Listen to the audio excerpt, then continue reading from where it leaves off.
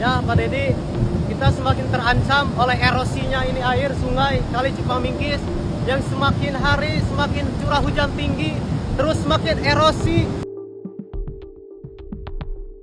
Kan harus ada sampel yang diresahkan siapa? Yang resah siapa? Halo Sampurasun Tribuners, jumpa lagi dengan saya Sartika Harun dalam tajuk Carita Pakuan. Seperti biasa, Tribuners Cerita Pakuan kembali hadir dan tentunya kami akan menyajikan 3 informasi utama terkait Jabar 1. Apa saja ulasannya selengkapnya dalam tajuk Carita Pakuan. Tribuners, kita awali informasi pertama. Gebrakan baru kembali dilakukan oleh Gubernur Jawa Barat Deddy Mulyadi. Pemprov Jabar berencana akan melakukan penataan kabel di ruang publik yang semrawut. Deddy mengatakan kabel listrik dan telekomunikasi yang semrawut merusak pemandangan serta membahayakan masyarakat.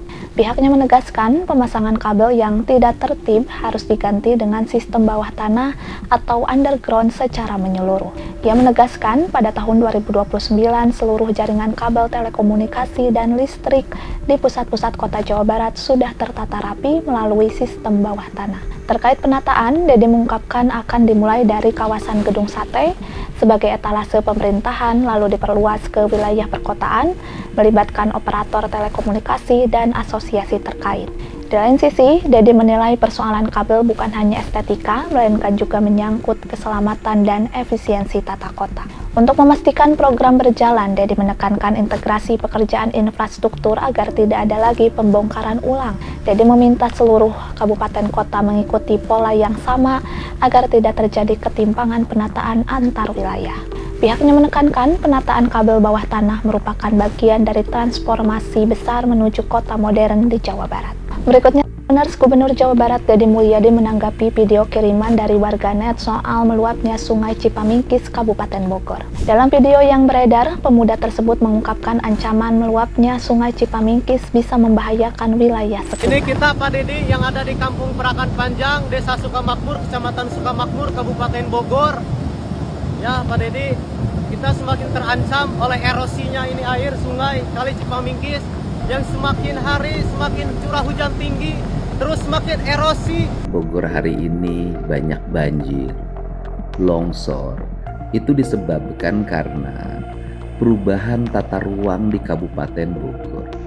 Lahan-lahan hijau yang harusnya jadi resapan air menjadi areal penahan longsor, perbukitan, itu dirubah tata ruangnya dan sangat luas yang dirubah. Ia juga melaporkan hulu sungai banyak beralih fungsi menjadi kawasan wisata. Gubernur Jabar lantas merespon dengan menyebut bencana alam yang terjadi di Kabupaten Bogor diakibatkan perubahan tata ruang di alam. Deddy menilai alih fungsi lahan yang masif di kawasan Bogor menjadi pemicu bencana banjir hingga longsor. Lahan hijau yang berfungsi sebagai resapan air dan penahan longsor banyak dialihfungsikan menjadi kawasan pemukiman. Kerusakan tata ruang di wilayah Bogor tidak hanya memicu banjir dan longsor, bahkan berdampak pada wilayah hilir di Jakarta. Pemprov Jabar kini berupaya mengembalikan fungsi tata ruang di Bogor agar keseimbangan lingkungan dapat dipulihkan. Jadi menekankan pemulihan tata ruang menjadi kunci untuk melindungi kawasan aglomerasi yang lebih luas, termasuk Jakarta dari ancaman banjir berulang. Ia mengajak semua pihak untuk menghentikan eksploitasi ruang yang mengabaikan aspek keselamatan dan kelestarian lingkungan.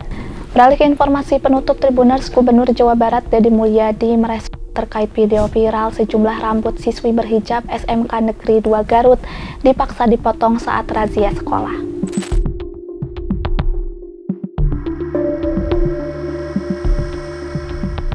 Harus ada sampel yang diresahkan siapa? Yang resah siapa? Anak-anak laki-laki biasanya. Resahnya bagaimana? Bu, kunaon, ayo lalaki panjang saeutik jadi rajian, corona ayo istri rambut bareng diarantep keluar gerbang dibuka merah masih pakai seragam. Mungkin bukan anak saya yang ini Pak.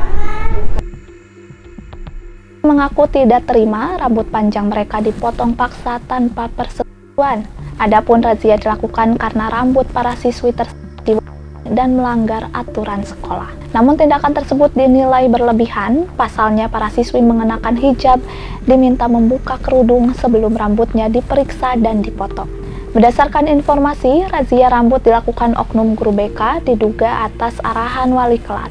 Kini para korban telah mendapatkan pendampingan dari UPT Perlindungan Perempuan dan Anak atau PPA Kabupaten Garut. Para siswi tersebut menjalani konseling guna mencegah trauma berkepanjangan. Sementara itu, Deddy Mulyadi mengaku telah membawa 18 siswa SMK Negeri 2 Garut ke salon untuk dirapikan. Deddy mengungkapkan para siswi yang menjadi korban telah bertemu dengannya bersama orang tua masing-masing. Terkait dugaan pelanggaran oleh oknum guru, Deddy mengaku akan memberikan penjelasan lebih rinci melalui saluran YouTube-nya.